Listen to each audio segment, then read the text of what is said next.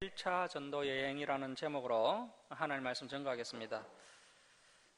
우리가 지난 시간에 사울이 바울로 변화되는 장면을 살펴보았습니다.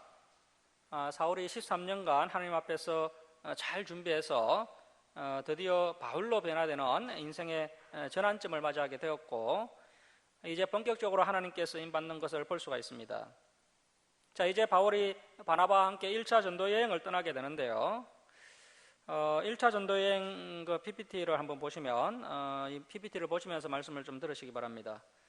1차 전도여행의 순서를 보시면 13장 1절에서 3절에는 바울과 바나바가 안디옥 교회에 파송을 받아서 이제 1차 전도여행을 떠나게 되고, 그리고 이제 13장 4절에서 12절에는 가장 먼저 구브로 섬에 도착해서 전도를 하게 됩니다. 그리고 이제 구브로 섬에서 나와서 이제 또 버가로 가게 됩니다. 오늘은 이제 사도행전 13장 13절부터 살펴보겠는데요. 13장 13절부터 52절에는 바울과 바나바가 버가에서 다시 비시디의 안디옥으로 가서 전도를 하는 것을 볼 수가 있습니다. 화면에 나오나요? 그걸 한번 눌러서 넘겨주셔야 됩니다. 계속. 글자, 한번 그렇게 해서 넘겨주셔야 돼요. 그래서 이제 13장 13절 말씀 보시겠습니다. 바울과 및 동행하는 사람들이 바보에서 배 타고 밤빌리아에 있는 버가에 이르니, 그래서 이제 버가에 도착을 하게 되고요. 여기 이제 13절을 보시면 이제는 사울이라고 하지 않고 바울이라고 부르고 있습니다. 바울이 1차 전도 여행을 하면서 이름이 사울에서 바울로 불러지면서 이제 하나님께 본격적으로 쓰임받는 인생의 전환점을 맞이하게 된 겁니다. 그리고 이제 13장 1절에서는요, 바울의 이름이 제일 마지막에 등장했는데 13절부터는 바울의 이름이 가장 먼저 등장을 합니다. 바울이 선교 여행의 선봉에 서게 됩니다. 자, 13절 계속 보시면 요한은 그들에게서 떠나 예루살렘으로 돌아가고, 이 요한이 이제 마가복음을 기록한 마가 요한입니다. 우리가 보통 마가라고 부르는데 원래 이름은 마가 요한이죠. 이 마가 요한은 바나바의 생질인데요. 마가가 이제 바울과 바나바의 1차 전도 여행에 동행했다가 이탈을 하게 됩니다. 왜 이 마가가 중도에 포기하고 돌아갔는지 신학자들의 의견이 분분합니다. 여러 가지 견해가 있는데요. 첫 번째는 이 마가가 예루살렘 한복판에 그 120명이 들어가는 2층 홀, 대저택이죠. 대저택을 가진 부잣집 아들이었기 때문에 힘든 선교 여행을 감당하지 못해서 중간에 돌아갔다라는 견해가 있습니다. 그리고 이제 두 번째 견해는 바울 일행이 버가에 도착을 했고 이제 비시디아 안디옥으로 선교지를 옮기려고 하는데, 버가에서 비시디아 안디옥으로 가려면 타우로스 산맥을 넘어가야 됩니다. 그 PPT 한번 그 타우로스 산맥하고 그 비시디아 안디옥 나올 때까지 좀 넘겨보십시오. 그래서 이제 저 비시디아 안디옥으로 가려면 타우로스 산맥을 넘어가야 되는데요. 이 타우로스 산맥의 높이가 한 2,000m에서 3,700m까지 굉장히 높습니다. 그래서 이 마가가 너무 이제 힘드니까 질려서 도망갔다는 그런 견해가 있습니다. 그리고 이제 또 세 번째 견해는 그 골로새서 4장 10절 11절에 보면 이 마가가 할례파였습니다. 할례파는 이방인이 이제 기독교인이 되려면 먼저 할례를 받고 또 유대인의 그 결례를 행하고 유대인이 되는 절차를 받은 후에 세례를 받고 기독교인이 되어야 된다라고 주장하는 사람들이 할례파인데요. 이 마가가 할례파였습니다. 하지만 바울은 그런 과정을 다 생략하고 예수 그리스도를 구주로 믿기만 하면 할례를 받을 필요 없이 바로 세례를 주니까 이런 급진적인 사람하고는 도저히 함께할 수 없다라고 하면서 이 마가가 예루살렘으로 다시 돌아갔다는 견해가 있습니다. 어느 학설이 맞는지는 알 수가 없지만 이 세 번째 학설이 좀 신빙성이 높은 것으로 보입니다. 자, 아무튼 이제 함께 선교 여행을 가다가 중간에 이 마가가 이탈해 버리니까 바울과 바나바가 얼마나 참 맥이 빠지겠습니까? 우리도 함께 이 진리의 길을 가다가 이탈하는 사람을 보면 힘이 빠지지 않습니까? 이 바울과 바나바도 힘이 많이 빠졌을 겁니다. 바울은 이번 일로 인해서 마가에게 큰 실망을 한 것으로 보입니다. 그래서 이후에 이제 2차 전도 여행을 시작할 때 마가가 2차 전도 여행에 동행하는 문제를 놓고 바나바와 의견 충돌이 생기게 됩니다. 바울은 절대 마가 동행할 수 없다고 반대를 했고 이 바나바는 또 워낙 착한 사람이었기 때문에 마가를 꼭 데려가야 한다고 주장하면서 서로 다투다가 결국은 갈라지게 됩니다. 자, 이렇게 이제 첫 번째 전도 여행에서 이 마가는 중간에 집으로 돌아갔지만 바울과 바나바는 흔들리지 않고 계속해서 비시디아 안디옥 지역으로 가게 됩니다. 자, 14장 4절 보십시오. 그들은 버가에서 더 나아가 비시디아 안디옥에 이르러 안식일에 해당에 들어가 앉으니라. 1차 전도 여행을 할 때 바울이 가장 먼저 가는 곳이 해당입니다. 왜 바울이 유대인 해당으로 갔느냐 하면 해당에는 그 구약 성경을 아는 유대인들이 있기 때문입니다. 구약 성경을 아는 사람들에게 전도를 하는 것은 간단합니다. 이 유대인들은 그 구약에서 예언했던 메시아를 기다리고 있었기 때문에 너희가 기다리던 메시아가 바로 예수다. 그 예수가 메시아시고 하나님이시고 우리의 구원자시다. 이렇게 전도하면 빠른 시간에 전도할 수가 있습니다. 하지만 성경을 알지 못하는 이방인들에게 전도를 하려면 시간이 많이 걸립니다. 그래서 이제 1차 전도 여행 때는 해당 중심으로 전도를 하는 것을 볼 수가 있습니다. 물론 뭐 이때도 1차 때도 이제 이방인에게 전도를 했지만 대체로 이제 해당 중심으로 전도를 했다는 겁니다. 하지만 이제 2차 전도 여행부터는 시간이 좀 걸리더라도 이방인들에게 전도를 하는 것을 볼 수가 있습니다. 자, 15절 말씀 보십시오. 율법과 선지자의 글을 읽은 후에 해당 장들이 사람을 보내어 물어 이르되 형제들아 만일 백성을 권한 말이 있거든 말하라 하니.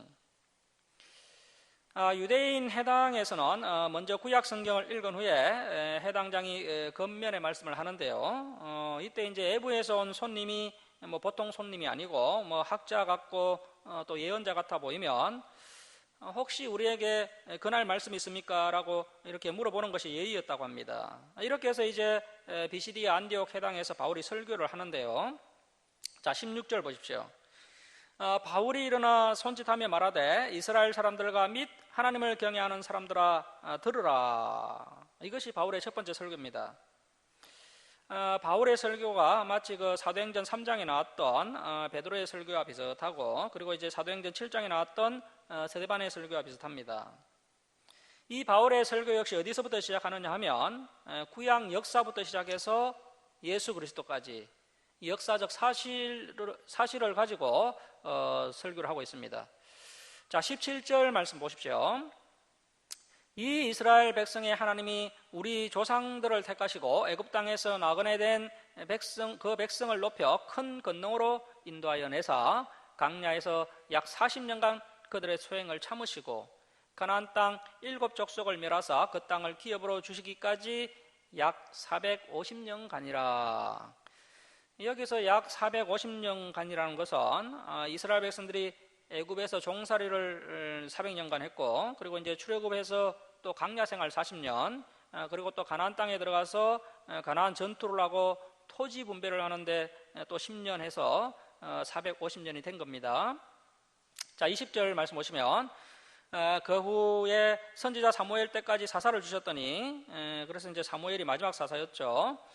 그 후에 그들이 앙을 구하거늘 하나님이 베냐민 집바 사람 기스의 아들 사울을 40년간 주셨다가 패하시고 다윗을 앙으로 세우시고 증언하여 이르시되 내가 이새의 아들 다윗을 만나니 내 마음에 맞는 사람이라 내 뜻을 다 이루리라 하시더니 다윗과 하나님은 마음이 통하였습니다. 뭐 다윗의 꿈이 따로 있고 하나님의 꿈이 따로 있는 것이 아니라 하나님의 꿈과 다윗의 꿈이 서로 같았고 또 서로 마음이 통하는 사이였습니다.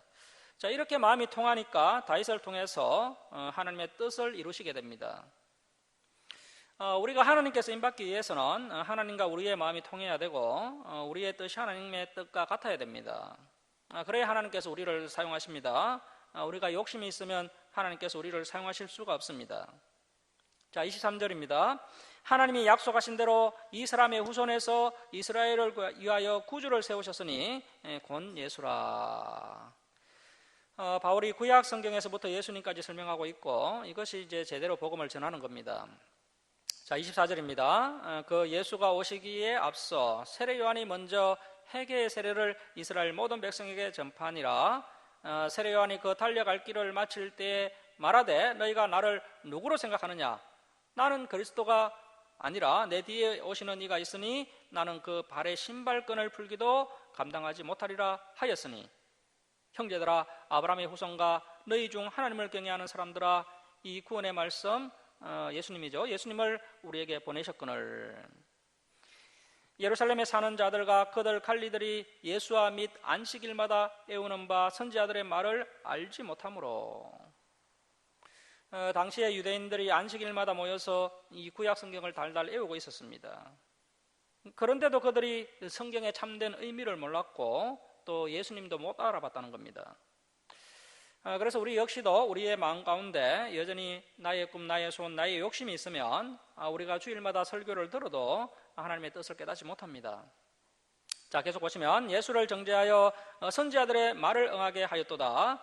죽일 죄를 하나도 찾지 못하였으나 빌라도에게 예수님을 죽여달라 하였으니 이것이 정말 악한 것이죠.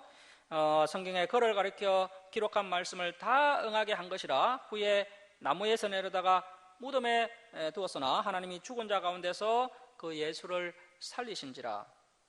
갈릴리로부터 예루살렘에 함께 올라간 사람들, 예수님의 제자들이죠. 예수님의 제자들에게 부활하신 주님이 여러 날 보이셨으니 그들 그 부활의 주님을 본 사람들이 이제 백성 앞에서 그 부활하신 예수의 증인이라. 우리도 조상들에게 주신 약속을 너희에게 전파하노니 곧 하나님이 예수를 일으키사 우리 자녀들에게 이 약속을 이루게 하셨다 함이라. 그래서 마침내 예수님께서 오셔서 그 구약 성경에서 약속하셨던 그 메시아 예언이 이루어지게 되었다는 겁니다. 시편 둘째 편에 기록한 바와 같이 이제 바울이 시편 2편 7절을 인용하는데요. 너는 내 아들이라 오늘 너를 낳았다 하셨고 또 하나님께서 죽은 자 가운데서 그를 일으키사 다시 썩음을 당하지 않게 하실 것을 가르쳐 이르시되. 이제 바울이 사무엘하서 7장 12절에서 17절 말씀을 축약해서 인용을 합니다. 자, 내가 다윗의 거룩하고 미쁜 은사를 너희에게 주리라 하셨으며 하나님께서 다윗에게 약속하셨던 다윗에게 하셨던 그 약속을 바울이 현재 축약해서 인용하고 있는데요. 자, 35절 보시면 또 다른 시편에 일렀으되 시편 16편 10절입니다. 시편 16편 10절에 일렀으되 주의 거룩한 자로 썩음을 당하지 않게 하시리라 하셨느니라. 바울이 이제 구약에 예언되었던 메시아 예언을 가지고 예수님이 그 예언된 메시아심을 증언하고 있습니다. 자, 36절 말씀에 다윗은 당시에 하나님의 뜻을 따라 섬기다가 잠들어. 이것이 아름다운 인생입니다. 그래서 저와 여러분도 하나님의 뜻을 따라 섬기다가 잠들어야 됩니다. 자, 그 조상들과 함께 묻혀 썩음을 당하였으되 하나님께 살리신 이 예수는 썩음을 당하지 아니하였나니. 자, 이제 바울의 첫 번째 설교의 핵심이 이제 38절에서 41절에 등장하는데요. 자, 38절 보십시오. 자, 그러므로 형제들아 너희가 알 것은 이 사람 예수를 힘입어 제사함을 너희에게 전하는 이것이며. 아주 중요한 말씀입니다. 예수를 힘입어 제사함을 받게 된다는 겁니다. 예수님을 힘입어 제사함을 받게 되며 39절 말씀에 또 모세의 율법으로 너희가 어렵다 하심을 얻지 못하던 모든 일에도 이 사람 예수를 힘입어 믿는 자마다 어렵다 하심을 얻는 이것이라. 예수님을 힘입어 믿는 자마다 어렵게 된다. 예수님으로 말미암아 어렵게 되고 예수님을 믿음으로 제사함을 받게 된다. 이것이 바로 그 이신덕이라고도 하는데요. 이신덕이 교리입니다. 이신덕이 사상이 처음으로 여기에 등장하고 이 이신덕이의 신학은 바울 신학의 가장 중요한 핵심이 됩니다. 자, 이렇게 예수님으로 인해서 이제 인간들에게 구원의 문이 열리게 된 것입니다. 자, 40절 말씀에 그런즉 너희는 선지자들을 통하여 말씀하신 것 심판입니다. 심판이 너희에게 미칠까 상가라. 자, 바울의 첫 번째 설교가 상당히 건강한 것은 이렇게 이제 복된 말씀뿐 아니라 심판을 함께 이야기하고 있기 때문입니다. 자, 41절 말씀 보시면 일렀으되. 자, 이제 바울이 또 하박국 1장 5절을 인용하는데요. 보라, 멸시하는 사람들아, 너희는 놀라고 멸망하라. 하나님의 진리의 말씀을 멸시하다가는 결국 놀라게 되고 멸망당한다는 겁니다. 그래서 이 땅에 살아있을 때 예수님의 말씀을 듣고 자아가 깨어져야지, 여기서 깨어지지 않고 이제 예수님의 심판대 앞에 섰을 때는 놀라고 멸망당하게 되는 것입니다. 내가 너희 때를 당하여 한 일을 행할 것이니 사람이 너희에게 일러줄지라도 도무지 믿지 못할 일이라 하였느니라 하니라. 자, 여러분, 믿지 못하는 사람에게는 예수님은 참으로 믿기 어려운 분입니다. 놀라고 멸망하는 사람들은 대학 교수라 할지라도 못 믿습니다. 초등학교도 못 나오고 자기 이름을 못 쓰는 사람도 믿을 수가 있는데, 배운 만큼 배운 사람들도 믿지 못하는 것이 이 믿음의 문제입니다. 그야말로 창세전에 선택된 백성들만 믿을 수 있는 것입니다. 자, 여기까지가 이제 바울의 첫 번째 설교입니다. 그리고 이제 하박국 1장 5절은 남유다가 이제 바벨론에 의해서 멸망하게 될 것을 하박국이 경고하는 내용이었습니다. 하지만 대다수의 남유다 백성들이 그 하박국의 경고의 말씀을 듣지 않다가 결국은 멸망을 당합니다. 자, 그와 같이 지금 현재 이 바울이 전한 이 복음을 받아들이지 않는다면 과거에 멸망당한 그 남유다 백성들처럼 하나님의 심판을 받을 수밖에 없다라는 경고로 이 바울의 설교가 이렇게 마쳐지게 됩니다. 자, 42절 말씀 보십시오. 그들이 바울과 바나바가 나갈새 사람들이 청하되 다음 안식일에도 이 말씀을 하라 하더라. 해당의 모임이 끝난 후에 유대인과 유대교에 입교한 경건한 사람들이 많이 바울과 바나바를 따르니 두 사도가 더불어 말하고 항상 하나님의 은혜 가운데 있으라 그나니라. 자, 여기에 그 유대교에 입교한 경건한 사람들은 본래 그 이방인들인데요. 이방인인데 이제 유대교로 개종을 한 사람들입니다. 유대인들이 그 이제 과거에 나라가 망하면서 세계 각지에 흩어져 살았고, 이제 그렇게 이제 각 애국에서 이제 흩어져 살았는데, 이제 유대인들이 하나님의 말씀을 따라 경건하게 사는 모습을 보고 이방인들도 이제 유대교로 많이 개종을 했던 겁니다. 자, 이렇게 이제 유대인들과 또 이방인 유대 교인들이 바울의 전도 설교를 듣고 이제 바울과 바나바를 따르게 되고, 바울과 바나바는 그들에게 항상 하나님의 은혜 가운데 있으라고 권하는 것을 볼 수가 있습니다. 자, 44절 말씀 보십시오. 그 다음 안식일에는 온 시민이 거의 다 하나님의 말씀을 듣고자 하여 모이니. 이때만 해도 사람들이 참 순수한 데가 있었죠. 잘 준비된 성경 교사가 하나님의 말씀을 이렇게 구약 성경부터 예수님까지 또 이 구약의 메시아 예언을 풀어주면서 또 예수님이 메시아시며 구원자이심을 증언하니까 이제 그 소문이 퍼지게 됩니다. 그래서 이제 비두니아 안디옥 시민 거의 대부분이 하나님의 말씀을 들으려고 해당에 모이게 됩니다. 자, 45절 말씀 보십시오. 유대인들이 그 무리를 보고 시기가 가득하여 바울이 말한 것을 반박하고 비방하거늘. 이 바울과 바나바에게 사람들이 너무 많이 몰려가니까 이 반대하는 유대인들이 시기가 가득해서 바울이 전한 그 복음을 반박하고 비방합니다. 자, 46절 말씀에 바울과 바나바가 담대히 말하여 이르되 하나님의 말씀을 마땅히 먼저 너희 유대인에게 전할 것이로되 너희가 그것을 버리고 영생을 얻기에 합당하지 않은 자로 자처하기로 우리가 이방인에게로 향하노라. 자, 이 바울은 말씀을 듣지 않는 자는 영생에 합당하지 않은 자라고 평가를 하고 있습니다. 이 유대인들은 성경을 조금 안다고 말씀을 듣지 않고 이 바울의 설교를 반박하고 비방하지만 이방인들은 오히려 이 복음을 받아들이는 것을 볼 수가 있습니다. 자, 이제 바울이 이사야 49장 6절을 인용하는데요. 47절 말씀 보시면 주께서 이같이 우리에게 명하시되 내가 너를 이방의 빛으로 삼아 너로 땅끝까지 구원하게 하리라 하셨느니라 하니. 자, 이사야가 이방의 빛과 구원에 대해서 예언했는데요. 메시아 예언이죠. 자, 우리 48절 말씀 함께 읽겠습니다. 시작. 이방인들이 듣고 기뻐하여 하나님의 말씀을 찬송하며 영생을 주시기로 작정된 자는 다 믿더라. 자, 영생을 주시기로 작정된 자가 있다는 겁니다. 자, 그렇다면 작정되지 않은 자도 있다는 것이죠. 하나님은 전지전능하시기 때문에 누가 예수님을 믿을지 안 믿을지 끝까지 가지 않아도 다 알고 계십니다. 창세전부터 알고 계십니다. 자, 그런데 우리는 누가 믿을지 안 믿을지 모르지 않습니까? 그래서 우리는 안 믿는 모든 사람들에게 전도를 해야 됩니다. 전도를 하다 보면 작정된 자는 다 믿게 된다는 겁니다.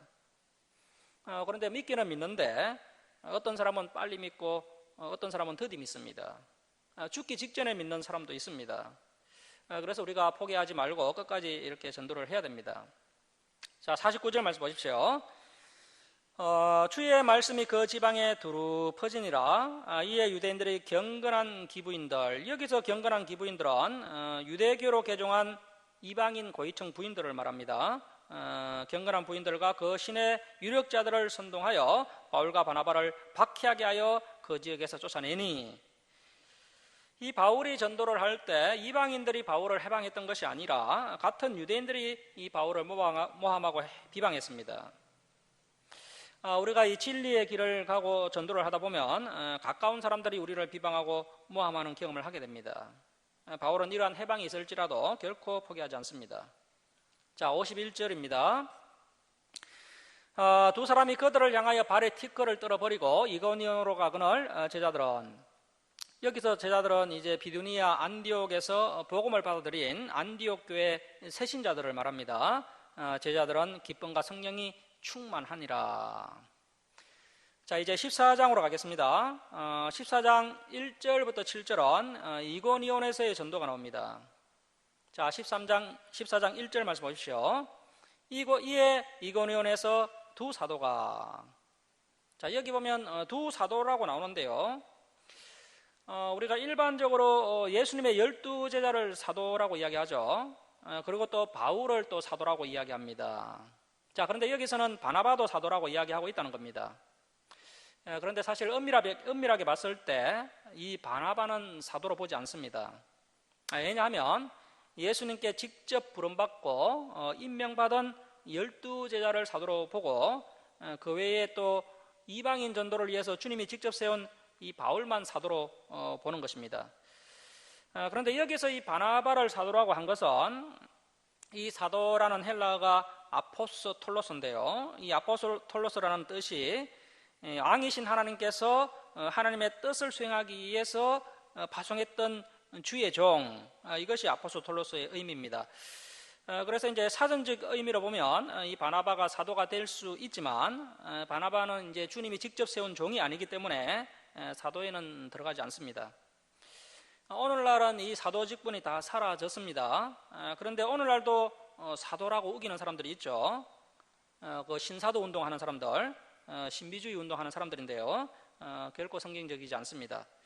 자, 두 사도가 함께 유대인의 해당에 들어가 말하니 유대와 헬라의 허다한 무리가 믿더라. 역시 바울과 바나바가 이고니온에 도착하자마자 제일 먼저 해당에 들어가서 유대인들 그리고 유대교로 개종한 이방인들에게 복음을 전하여서 이 유대교인들을 기독교인으로 개종을 시킵니다. 이렇게 하니까 이제 어떤 일이 일어나게 됩니까? 자, 2절 말씀 보십시오. 그러나 순종하지 아니하는 유대인들이 이방인들의 마음을 선동하여 형제들에게 악감을 품게 하거늘. 이 사탄이 항상 사람들에게 악한 감정, 나쁜 감정을 일으키게 해서 갈등을 일으킵니다. 자, 3절 보십시오. 두 사도가 오래 있어 주를 힘입어 담대히 말하니, 이 바울과 바나바는 사탄이 방해를 한다고 결코 흔들리지 않습니다. 주께서 그들의 손으로 표적과 기사를 행하게 하여 주사 자기 은혜의 말씀을 정언하시니, 이 바울과 바나바는 아무리 사탄의 방해가 있더라도 말씀 가르치는 것을 포기하지 않습니다. 자, 그래서 이 말씀을 가르치는 것이 주가 되어야 되고 표적과 기사는 그 말씀을 정언하기 위해서 일어나는 것입니다. 이것이 서로 뒤바뀌면 안 됩니다. 말씀 없는 표적은 사탄이 주는 표적인 경우가 대부분입니다. 자, 4절 보십시오. 그 이고니온 시내의 무리가 나뉘어 유대인을 따르는 자도 있고 두 사도를 따르는 자도 있는지라. 이 이고니온 사람들이 그 바울의 그 가르침 앞에, 그 진리 앞에 반응이 둘로 갈라지게 됩니다. 그래서 예수님께서도 또 이런 부분을 미리 말씀하신 적이 있으십니다. 누가복음 12장 51절 말씀 한번 보시겠습니다. PPT 한번 띄워보십시오. 누가복음 12장 51절을 보시면 내가 세상에 합병을 주려고 온 줄로 아느냐? 내가 너희에게 이르노니 아니라 도리어 분쟁하게 하려 함이로라. 아버지가 아들과 아들이 아버지와 어머니가 딸과 딸이 어머니와 시어머니가 며느리와 며느리가 시어머니와 분쟁하리라 하시니라. 자, 그래서 이 진리의 말씀이 선포되면요, 반응은 언제나 이렇게 두 갈래로 갈라진다는 것입니다. 그래서 우리는 또 이런 현상을 보고 시험에 들면 안 됩니다. 이것이 또 당연한 현상입니다. 자, 사도행전 14장 5절 말씀 보시겠습니다. 이방인과 유대인과 그 관리들이 두 사도를 모욕하며 돌로 치려고 달려드니. 왜 돌로 치려고 하는 겁니까? 거짓이 진리에 못 당하니까 돌로 치려고 하는 겁니다. 스데반 집사가 돌에 맞아 순교할 때도 보면 스데반 집사가 역사적 사실을 가지고 진리를 전가하니까 유대인들이 도저히 당할 수가 없거든요. 그래서 돌로 친 겁니다. 자, 6절 말씀 보십시오. 그들이 알고 도망하여. 그래서 여러분, 우리가 때로는 도망도 갈 수 있어야 됩니다. 예수님께서 이런 말씀하신 적이 있으십니다. 마태복음 10장 23절에 보시면 이 동네에서 너희를 핍박하거든 저 동네로 피하라. 그래서 때로는 이런 지혜도 필요하다는 겁니다. 그래서 이제 이런 핍박이 있고 이렇게 어떤 방해가 있다 할지라도 우리가 이촉되면 안 됩니다. 자, 이제 바울과 바나바가 어디로 갑니까? 이제 그 전도 행적, 1차 전도 행적 그 지도를 보시면 이제 루가오니아의 두 성 루스드라와 드베와 그 근방으로 가서 거기서 복음을 전하니라. 자, 이제 8절부터 20절까지는 이제 루스드라 전도가 나옵니다. 자, 8절 보십시오. 루스드라에 발을 쓰지 못하는 한 사람이 앉아 있는데 나면서 걷지 못하게 되어 걸어본 적이 없는 자라. 바울이 말하는 것을 듣거늘. 자, 그래서 이 말씀을 들으면요, 그 사람이 믿음이 있는 것입니다. 바울이 주목하여 구원받을 만한 믿음이 그에게 있는 것을 보고, 그렇죠. 그래서 이제 큰 소리로 이르되 내 발로 바로 일어서라 하니 그 사람이 일어나 걷는지라. 무리가 바울이 한 일을 보고 루가오니아 방언으로 소리질러 이르되 신들이 사람의 형상으로 우리 가운데 내려오셨다 하여 바나바는 제우스라고 바울은 그 중에 말하는 자이므로 헤르메스라 하더라. 제우스는 헬라 최고의 신이라고 여기고 있고요, 또 헤르메스는 웅변의 신, 지식의 신이라고 하고 있습니다. 자, 13절 보시면 시의 제우스 신당의 제사장이 소와 한들을 가지고 대문 앞에 아서 무리와 함께 제사하고자 하니, 그래서 이제 안전병이가 일어나는 것을 보고 큰 충격을 받은 루스드라 사람들이 신들이 인간의 모습으로 왔다 하면서 이 바울과 바나바에게 제사를 하려고 합니다. 자, 14절 말씀에 두 사도 바나바와 바울이 듣고 옷을 찢고 무리 가운데 뛰어들어가서 소리질러 이르되 여러분이여 어찌하여 이런 일을 하느냐? 우리도 여러분과 같은 성전을 가진 사람이라. 여러분에게 복음을 전하는 것은 이런 헛된 일을 버리고 천지와 바다와 그 가운데 만물을 지으시고 살아계신 하나님께 돌아오게 함이라. 자, 여러분, 우리가 물론 예수 그리스도의 복음을 받아들이는 것이 당연한 것이지만요, 그 전에 우리가 창조주 하나님에 대한 정확한 인식이 있어야 됩니다. 창조주 하나님에 대한 정확한 인식과 함께 인간이 그 하나님에 의해서 창조가 되었지만 죄 때문에 타락했구나라는 것을 깨닫고 이제 그 이후에 하나님의 아들 예수 그리스도를 구주로 믿게 되는 것입니다. 당시 이 바울의 복음을 받아들인 대다수의 사람들은 창조주 하나님에 대해서 인식을 하고 있는 사람들이었습니다. 바울 역시 이제 복음을 전가할 때 반드시 창조주 하나님을 먼저 언급하고 있는 것을 볼 수 있습니다. 자, 16절 보십시오. 하나님이 지나간 세대에는 이 지나간 세대라는 것은 예수 그리스도의 복음을 듣기 전 세대를 말합니다.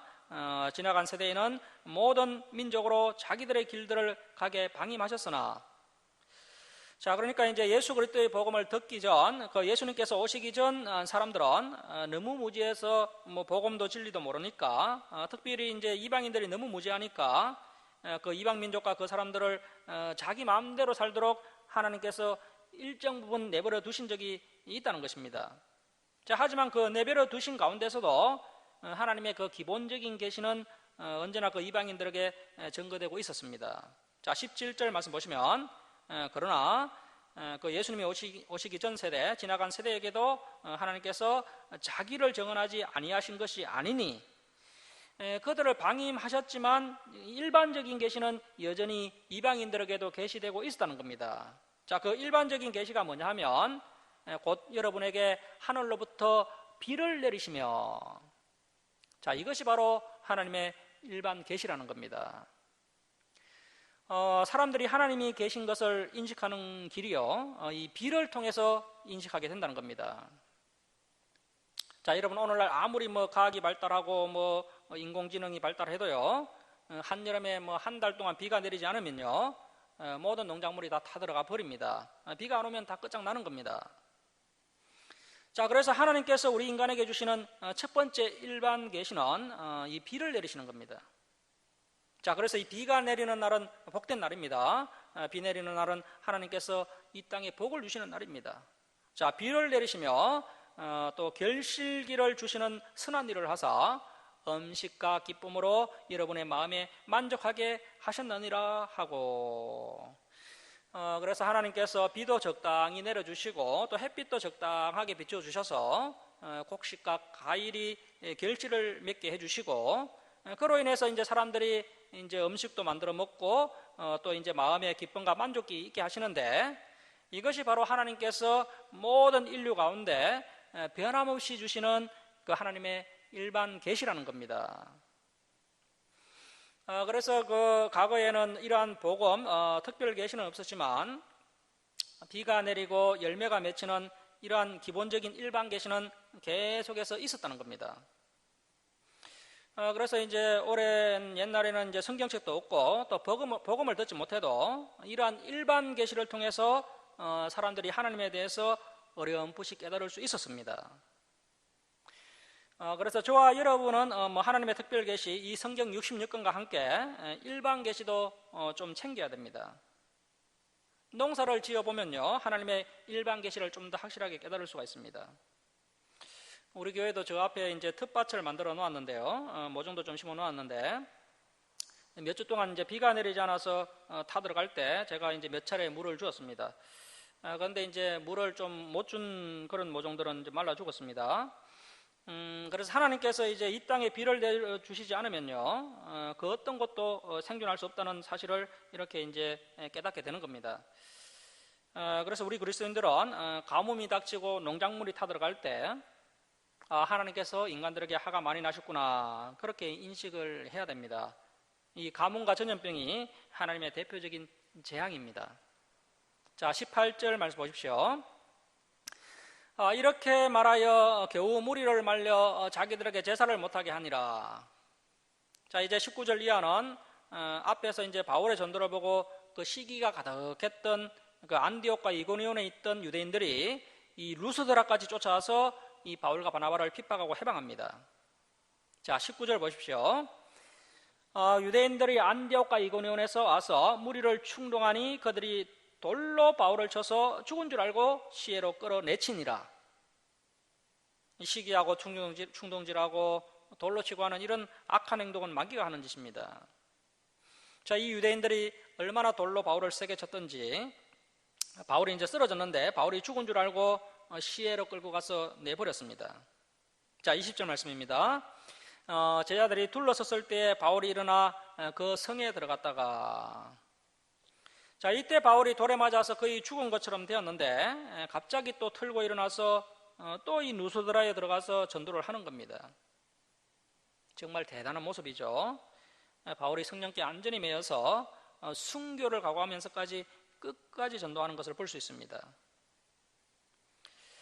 이때 바울이 이렇게 목숨을 걸고 전도하는 모습을 지켜보고 감동을 받은 한 사람이 있었는데요. 바로 디모데였습니다. 이 디모데가 이 루스드라 출신입니다. 디모데가 이때 나이가 한 15세 정도였습니다. 디모데는 애할머니부터 어머니까지 유대인이었고 애가 쪽으로 내려오는 경건한 신앙을 물려받았습니다. 아버지는 헬라인이었지만 애가 쪽에 경건한 신앙을 잘 이어받은 경건한 청년이었습니다. 디모데가 이때 이제 바울이 전하는 복음을 들었고 또 바울이 복음을 전하다가 돌에 맞아서 죽을 뻔했다가 다시 일어나서 전도하는 모습을 보고 이 디모데가 이제 굉장히 큰 충격을 받은 것 같습니다. 여기는 그런 내용이 안 나오지만 신약 성경 곳곳에 이때 디모데가 바울이 고난당하는 것을 봤다는 그러한 구절들이 나옵니다. 자, 우리 디모데 후서 3장 11절 한번 찾아보겠습니다. 디모데 후서 3장 11절 한번 찾아보겠습니다. PPT도 한번 띄워보십시오. 자, 디모데 후서 3장 11절 보시면 박해를 받은가 고난과 또한 안디옥과 이고니온과 루스드라에서 당한 일과 어떠한 박해를 받은 것을 디모데 내가 가연 보고 알았거니와 주께서 이 모든 것 가운데서 나를 건지셨느니라. 자, 바울이 돌에 맞아서 거의 죽을 뻔했지만 털고 일어나서 다시 루스드라로 가서 전도를 하는 이 바울의 아름다운 모습을 보고 이 디모데가 감동을 받아서 바울의 제자가 되었다. 이렇게 이제 추정해 볼 수가 있습니다. 그리고 이제 2차 전도 여행 때 보면요, 바울이 신라와 함께 2차 전도 여행을 출발해서 이제 다시 이 루스드라에 오게 되는데 그때 이제 바울이 루스드라에서 이 디모데라는 제자를 만났다라는 그런 말씀을 볼 수가 있습니다. 그래서 이제 그런 구절들을 종합해서 봤을 때 이러한 또 추정이 가능해지는 겁니다. 자, 이제 바울이 20절 중반절부터는 이제 더베로 갑니다. 자, 20절 중반절 보시면 이튿날 바나바와 함께 더베로 가서 복음을 그 더베성에 전하여 많은 사람을 제자로 삼고, 자, 이제 21절 중반절부터 이제 바울과 바나바가 다시 이제 안디옥 교회로 귀환을 하게 됩니다. 자, 20절 중반절 계속 보시면 루스드라와 이고니온과 안디옥으로 돌아가서, 자, 22절 말씀 우리 함께 읽겠습니다. 자, 시작. 제자들의 마음을 굳게 하여 이 믿음에 머물러 있으라 권하고 또 우리가 하나님 나라에 들어가려면 많은 환난을 겪어야 할 것이라 하고. 자, 하나님을 믿고 예수님을 믿으면 뭐 복을 받고 만사형통하고 부자가 된다. 이러한 복음은 진정한 복음이 아닙니다. 자, 바울 사도는 분명히 하나님 나라에 들어가려면 많은 환난을 겪어야 할 것이라고 했습니다. 초대교회가 이후에 이제 로마에 의해서 250년간 십자에 걸쳐서 아주 극심한 박해를 받게 됩니다. 그래서 우리 역시도 이제 신앙생활을 하다 보면 힘들고 어려운 일들을 많이 만나게 됩니다. 하지만 우리가 그러한 환난이 온다 할지라도 주님을 의지하면서 믿음으로 하나씩 이겨내다 보면 마침내 우리가 하나님 나라에 들어가게 되는 것입니다. 자, 23절 말씀 보시면 이제 바울과 바나바가 1차 전도 여행 때 개척한 교회들을 그 안디옥 교회로 돌아오는 길에 다시 방문을 합니다. 자, 23절 보십시오. 각 교회에서 장로들을 택하여 금식 기도하며 그들이 믿는 주께 그들을 이탁하고. 자, 안디옥 교회로 돌아가는 길에 1차 전도 여행 때 개척한 그 교회들을 다시 방문해서 이제 장로들을 택하여 금식 기도하면서 세우고 그 평신도 지도자들에게 이 교회를 이탁하게 됩니다. 자, 24절 보시면 비시디아 가운데로 지나서 밤빌리아에 이르러 말씀을 버가에서 전하고 아달리아로 내려가서 거기서 배 타고 안디옥에 이르니 이곳은 이 안디옥 교회는 두 사도가 이룬 그 1차 전도 여행이죠. 1차 전도 여행을 위하여 하나님의 은혜에 부탁하던 곳이라. 그들이 이르러 교회를 모아 하나님이 함께 행하신 모든 일과 이방인들에게 믿음의 문을 여신 것을 보고하고. 자, 이렇게 이제 바나바가 안디옥 교회에서 1차 전도 여행 보고를 하게 됩니다. 자, 28절 보시면 제자들과 함께 오래 있으니라. 자, 이렇게 해서 이제 1차 전도 여행을 마무리하고 전도 여행 보고를 하고 안디옥 교회에서 한동안 머무르면서 또 성도들에게 성경을 가르치면서 2차 전도 여행 준비를 하게 됩니다. 말씀을 마치도록 하겠습니다. 사랑하는 성도 여러분, 오늘 선포된 이 하나님의 말씀을 우리의 가슴판에 잘 새기시고 열심히 복음을 전하는 저와 여러분 될 수 있기를 주님의 이름으로 축원합니다. 자, 기도하겠습니다.